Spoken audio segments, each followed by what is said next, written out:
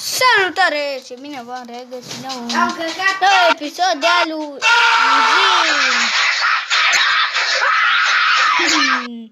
Da, să mă bată tataie, că s-au strâns peste 6.000 de like-uri într-o zi. Bine, o zi și ceva. Am uitat ceva. Ce faceți, băi, și fete? Iată la un nou episod din Resident Evil 7. Am rămas data trecută la pimenta aia de bătrână, nu mai știu ce s-a întâmplat. Am și uitat într-o zi la ce kill mi-am luat. Înainte de toate, băi și fete, nu uitați să urmăriți butonul ăla de like, deoarece orice like contează din partea fiecăruia. Iar dacă vom strânge la acest episod peste 4.000 de like-uri, Actimel, vom face următorul episod, bineînțeles. Și am luat Actimelul corect. Aveți Instagramul meu în descriere, la fel și serverul de Discord. Ce făcusem data? A, eram aici. Bun. Făcusem eu schema. Deja mă sună. Alo? Alo? Zoe? Ei. I just got done dealing with your Parcă știa. Ah. Știa. Deci trebuie un cap și o mână.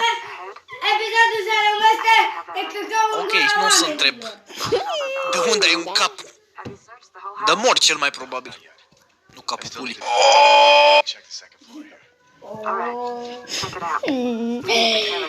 here.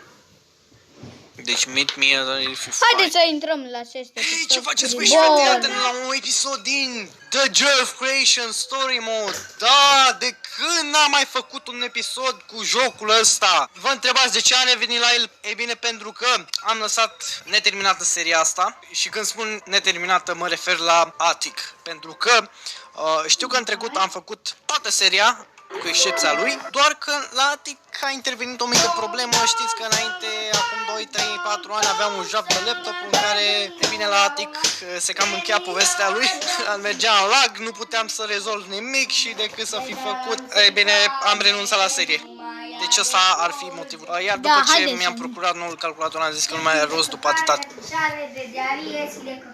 Haideți să ne uităm la asta.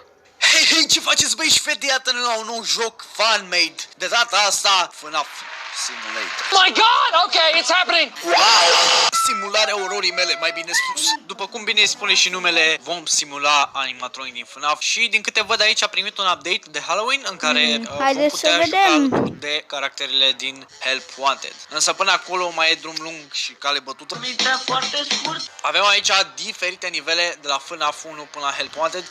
Iar pentru a debloca celelalte caractere va trebui să colectăm fast coin. Iar fast coin-urile le vom găsi prin locații diferite. Deci, în momentul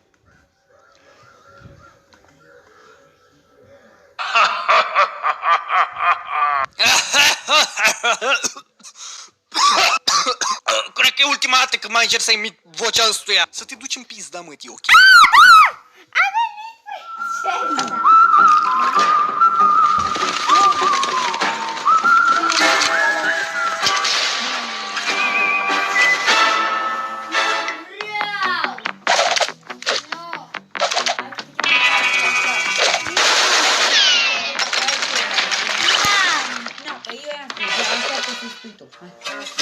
Da, iar apoi mă încui acolo. Hai că te las pe telefon, hai odată.